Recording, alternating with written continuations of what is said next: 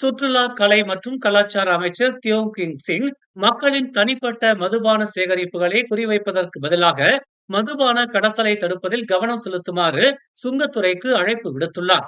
கலால் சட்டம் 1976 வீட்டில் தனிப்பட்ட பயன்பாட்டிற்காக மதுவை வைத்திருப்பது சட்ட விரோதமானது அல்ல என்று கூறினாலும், வீட்டில் அதிக அளவு மதுபானங்களை சேமிப்பது சட்டத்திற்கு எதிரானது என்று ஒரு அதிகாரி கூறியதை அடுத்து சுங்கத்துறை பொதுமக்களை குழப்பப்படுத்தியுள்ளது என்று பிந்தலு எம்பியுமான அவர் கூறினார்.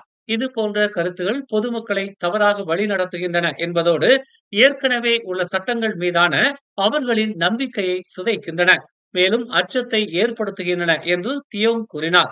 சுங்கத்துறை நமது சந்தையில் வெள்ளமாய் பெருக்கெடுக்கும் கடத்தல் மதுபானங்களை அகற்றுவதில் கவனம் செலுத்த வேண்டும் என்றும், வீடுகளில் வைக்கப்பட்டுள்ள மது பாட்டில்கள் மூலம் மக்களை துன்புறுத்தக்கூடாது என்றும் அவர் தமது முகநூல் பதிவில் தெரிவித்துள்ளார்.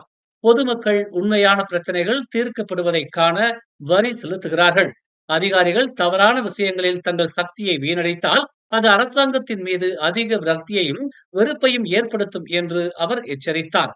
வடக்கு பிராந்திய மதுபான விற்பனையாளர்கள் சங்கத்துடனான ஓர் உரையாடல் அமர்வில் சுங்கத்துறை உதவி இயக்குனர் வி கமல்ஹாசன், பெரிய அளவிலான தனிப்பட்ட சேகரிப்புகளை வைத்திருப்பது 1976 ஆண்டு கலால் சட்டத்தை மீறுவதாக கருதப்படலாம் என்று கூறியதாக கூறப்படுகிறது. மேலும் செய்திகளை தெரிந்து கொள்ள தமிழ் மலர் நாளிதழை பாருங்கள்.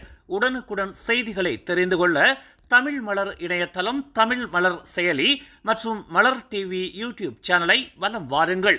எங்களோடு இணைந்திருக்க மலர் டிவியை பதிவு செய்து கொள்ளுங்கள். உறவுகள் மகிழ்ந்திட விருப்பம் மற்றும் பகிர்வு சேவையை சொடுக்கிடுங்கள்.